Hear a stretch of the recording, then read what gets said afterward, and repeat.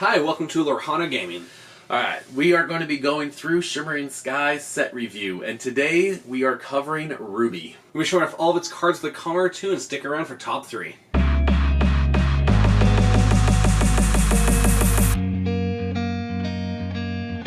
Alright, so kicking us off, we have Break 3. So this is a 1-cost action that deals 1 damage to a chosen character, and they gain Rush and +1 Strength this turn. I think this is a card that is secretly a little better than it reads. Being able to give Rush is a good effect to have, and also I do think with Madam and the Elephant coming into the format, there is definitely potential to be able to put damage on your cards. Yeah, there you go. Exactly. The self-damaging archetype continues. Then we're going to lead into Daisy Duck Spotless Food Fighter. Now she is swinging in at a 2 inkable, 2/2 with a 1 quest.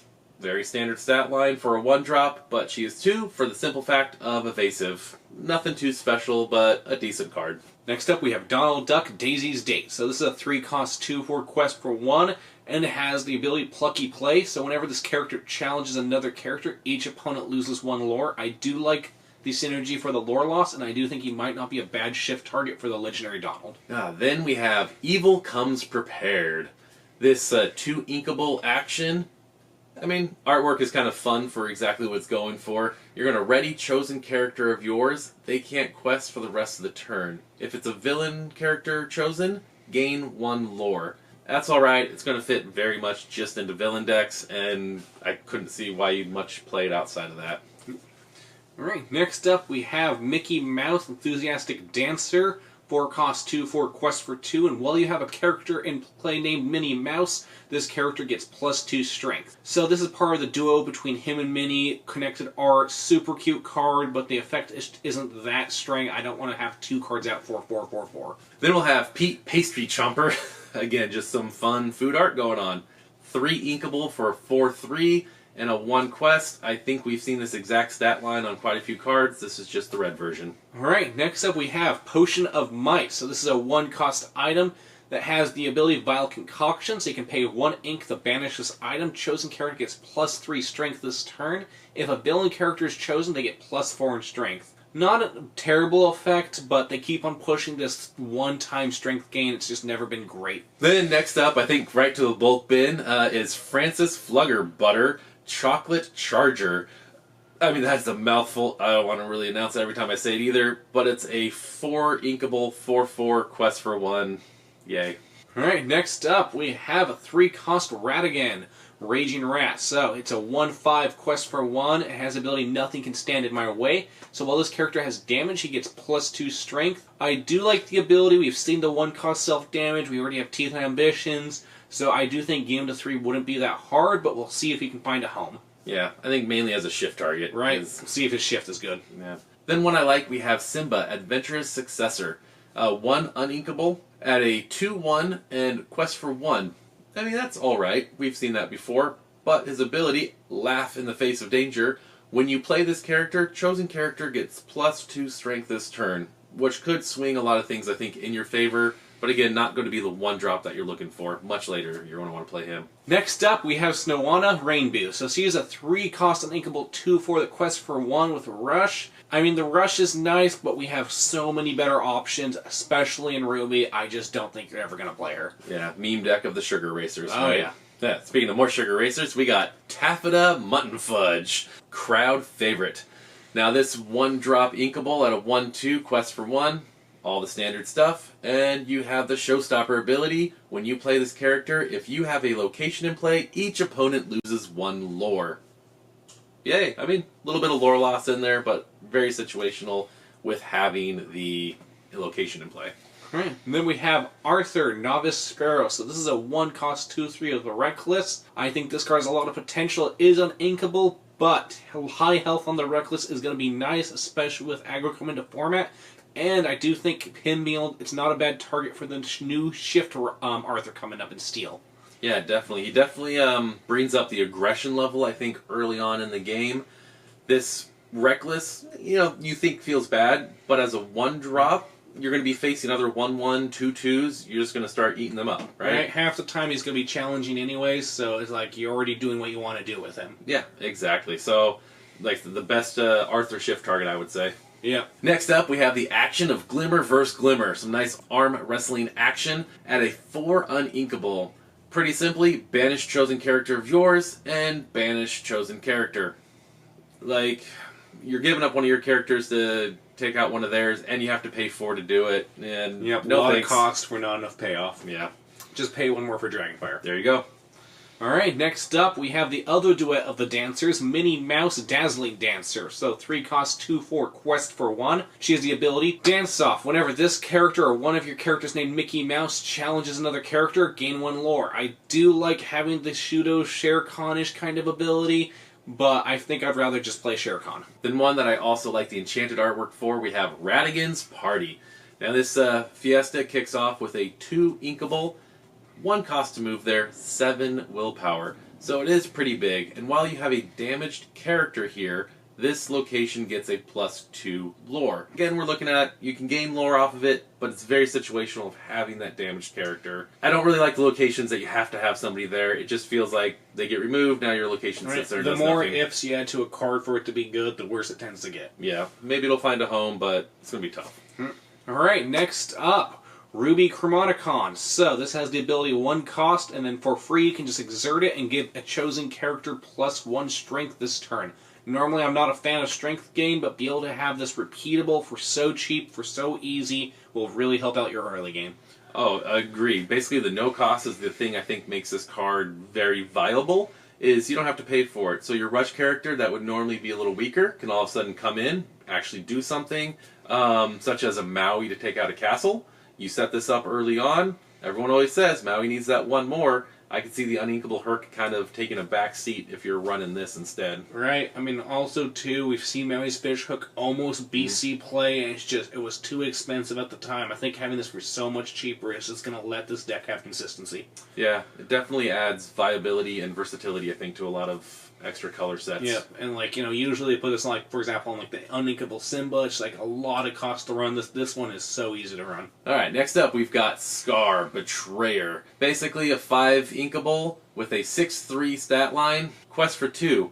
And you're really paying for the ability, when you play this character, you may banish chosen character named Mufasa. Could see play in a very one-off tech card, otherwise, if we don't see Mufasa do really well, this Scar is just going to go. Needs Mufasa to have Diablo status, essentially. Yep. Next up, we have Taffeta Mutton Fudge. So this is a 2 cost 2/2, the quest for 2. Perfectly fine stat line. We've seen a lot of these this set. If you need it, you'll run it. Then we're going to up her 1 more with a 4 inkable Taffa Muffin Fudge, the Sour Speedster. So maybe she's a little more angry, I don't know. 3/3 and quest for 1. She's a shift 2, so you can get her out pretty early, and then her ability, New Roster, once per turn, when this character moves to a location, gain 2 lore. I personally kind of like this. It's a really fun one when you pair it with the location we'll talk about in a minute, that you can gain a quick, easy lore. Alright, next up we have Turbo Royal Hack. So this is a 2 cost 2/3 with Rush. Ability Game Jump. This character also counts as being named King Candy for Shift. So that duo shift thing is going to be useful, especially in the future as we get more Turbos and King Candies. But also, the 2 cost Rush is really not a bad stat line, but I just don't know what deck or world he'd want to fit in. The next we have a little bit more Brother Bear love with Danahi Avenging Brother. Now this 5 uninkable comes in with a big stat line of a 7/5, questing for 2. Otherwise, nothing special to him. Alright, next up, we do have an interesting song coming up here. So this is going to be a 7 cost inkable song that is Don't Let the Frostbite Bite. So, obviously, song, you can sing it. There's plenty of good singer setups for this, and you can go and ready up all your characters that can't quest for the rest of this turn. Really nice if you need to go and do a bunch of combat, quest out, protect characters. Obviously, you can go and sing, ready the same character, doesn't say other, so that is nice. We'll see if we can find a home. Then we're going to have a big 9 uninkable in Gaston, Pure Paragon. Now this boxing Gaston comes in with a 10/6. I think 10's like the biggest we've seen of any strength, right? It's way up there. I think the only other one, Goofy the Knight? Yeah, even then, yeah, this one's a little more playable because we see that new mechanic they're introducing to make them cost less. This one, for each damaged character you have in play, you pay 2 less to play this character. So again, with a lot of the self-damaging, I can see this one coming in pretty cheap real fast. The real kicker of this guy, guys, Rush. Right? Can't understate that. Doesn't have Reckless tied in. And also the fact that they gave him a -2 instead of the -1 on most others.